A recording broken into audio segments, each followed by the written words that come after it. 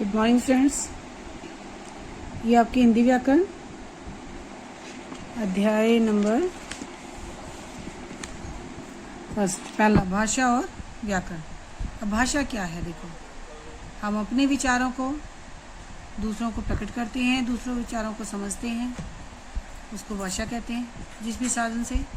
और व्याकरण जो हमें भाषा की शुद्धता का ज्ञान कराता है। अब डिटेल आप इस चैप्टर में पढ़ोगे। आदि मानव आपस में बात करने के लिए कुछ जानने, पूछने अथवा समझाने के लिए संकेतों का सहारा लेता था। पहले भाषा नहीं थी तो वो क्या करते थे? संकेतों द्वारा एक दूसरे की भाषा को समझते थे कि क्या कहना चाह रहा है, फीलिंग्स को समझते थे।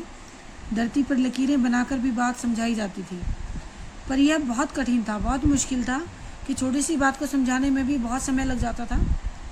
धीरे धीरे मुंह से कुछ ध्वनियाँ निकालकर वह बात समझाने की चेष्टा करने लगा, कोशिश करने लगा। ध्वनियाँ होता है आवाज़ें।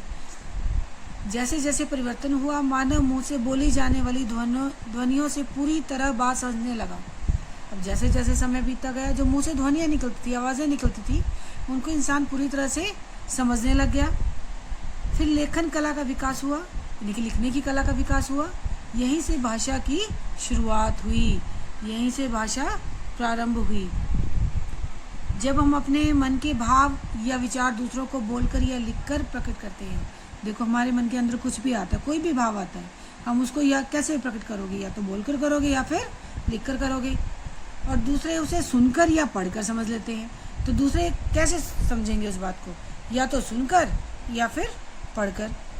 अपने भावों अथवा विचारों को बोलकर या लिखकर प्रकट करने के लिए जिस साधन की आवश्यकता पड़ती है उसे ही भाषा कहते हैं। ठीक है, तो अब इसकी डेफिनेशन क्या है? वह साधन जिससे हम अपने मन के भाव या विचार दूसरों बोलकर या लिखकर प्रकट करते हैं, भाषा कहलाती है। ठीक है, कि वह साधन जिससे हम हमारे मन में जो भी आ रहा है वो हम या तो बोलकर बताएंगे या लिखकर बताएंगे।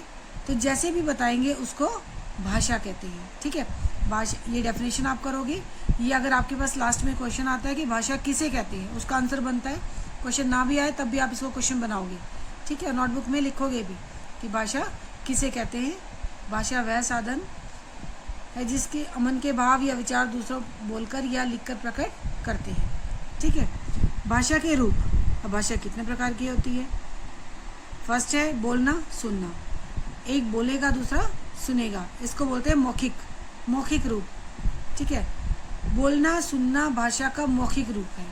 ठीक है, सेकंड है लिखना, पढ़ना, लिखित। जब हम लिख के, एक लिखता है दूसरा पढ़ता है, तो उसको बोलते हैं लिखित रूप। लिखना पढ़ना भाषा का लिखित रूप है। थर्ड है संकेत। संकेत क्या? संकेत में समझाना, इशारों में समझाना।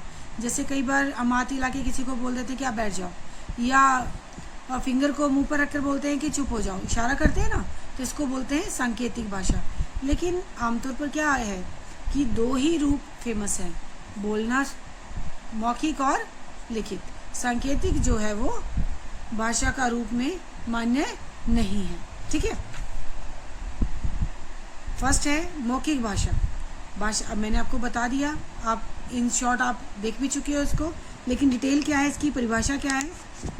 मौखिक भाषा यह भाषा का वह रूप है इससे बोलकर अपनी बात कही जाती है और दूसरा उसे सुनकर समझता है। वही बात है, देखो, एक बोल रहा है, दूसरा सुन रहा है, कि जो बोलकर अपनी बात कही जाती है और दूसरा उसे सुनकर समझता है। जैसे कोई दो युवक बातचीत कर रहे हो, फोन पर बात करती हुई लड़की है कोई भी। ठीक है, ये देखो, ये भाषा का मौखिक रूप है। ये भी क्या है? मौखिक रूप है। दूरदर्शन पर समाचार पढ़ते हो। दूरदर्शन क्या होता है? टीवी पर समाचार पढ़ती स्त्री। कई बार समाचार लिखा हुआ भी आता है, एक तो वो बोल के बताते हैं, ऊपर से लिखा हुआ भी आता है। भाषण देता नेता, कोई नेता भाषण दे रहा हो। कक्षा में कविता पाठ करता बच्चा, ये सभी जो है वो मौखिक भाषा के रूप है। सेकंड है मेन लिखित भाषा। लिखित भाषा क्या है? अपने विचार लिखकर दूसरे को प्रकट करना, व दूसरों के विचार पढ़कर समझना। कि एक अपने लिखकर प्रकट कर रहा है, दूसरे उनको पढ़कर समझ रहा है, उसको क्या कहते हैं? लिखित भाषा, ठीक है। जैसे पत्र लिखना, किसी को हम पत्र लिखते हैं तो वो पत्र, सामने वाला पत्र पढ़ता है और हमारी भाषा को समझ लेता है। लेख लिखना, कोई भी लेख लिखना, समाचार पत्र और पुस्तक आदि, ठीक है। तो ये आज आप इतना ही बहुत है आज के लेक्चर के लिए। नेक्स्ट पार्ट जो है हम कल पढ़ेंगे।